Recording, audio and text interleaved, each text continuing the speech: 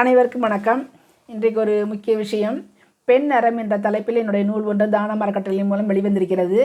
இதில் ஒரு கட்டுரை, 5வது கட்டுரை, வாசிப்பை நேசிப்போம், வாசிப்பை சுவாசிப்போம்.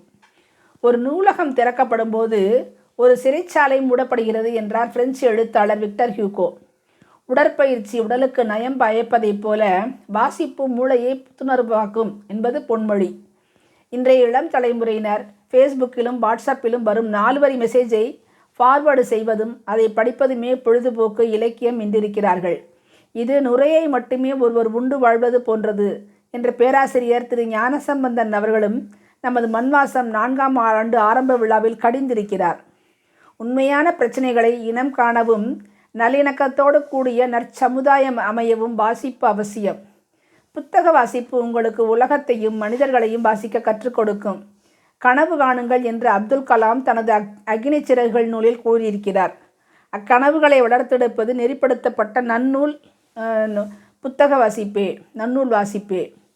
ஓதுவது ஒளியேல், இளமையில் கல், ஓதாமல் ஒரு நாளும் இருக்க வேண்டாம் என்று ஔவையும் கூறியிருக்கிறார்.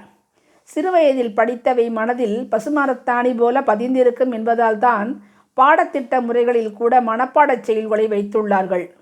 வாசிப்பு மொழியை செழுமைப்படுத்தும், செம்மைப்படுத்தும், பிழையில்லாமல் எழுத கற்றுக் கொடுக்கும். புத்தகம் என்பது பரந்து விரிந்த உலகை அறிமுகப்படுத்தும். பல்வேறு நாட்டு இலக்கியங்களை படிப்பதன் மூலம் அவர்களின் கலாச்சாரம், பண்பாடு, வரலாறு அறிய முடியும்.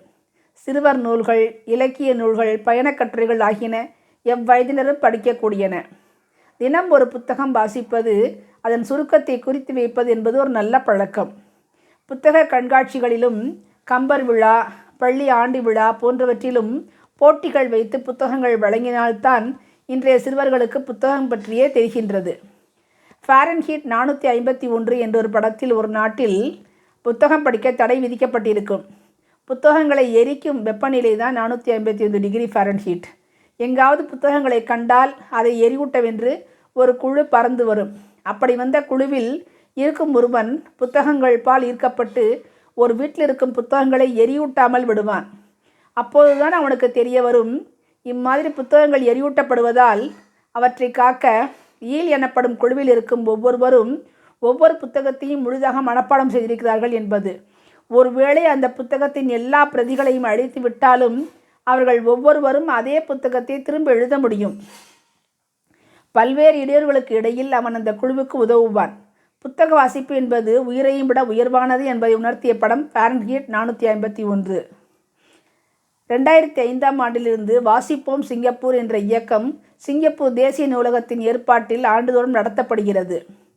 சிறார்களுக்கு வாசிப்பையும் எழுத்தையும் மேம்படுத்த பல்வேறு வழிமுறைகள் உள்ளன. முதலில் பெற்றோர் தம் குழந்தைகளுக்கு நன்னூல்களை தருவித்து கொடுத்தல், 2வது நல்ல வாசிப்பு பழக்கத்தை ஏற்படுத்துதல் மற்றும் வாசிப்பை மேம்படுத்துதல். இதன் மூலம் இளம் குற்றவாளிகள் உருவாவது தடுக்கப்படுவது மட்டுமின்றி நாட்டை நல்வழியில் இட்டுச் செல்லும் இளைய பாரதத்தினர் பெருகவும் வழிவகுக்கும்.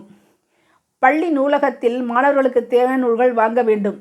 ஒவ்வொரு மாணாக்கருக்கும் வாரம் ஒரு நூல் வாசிக்க வழங்கப்பட வேண்டும்.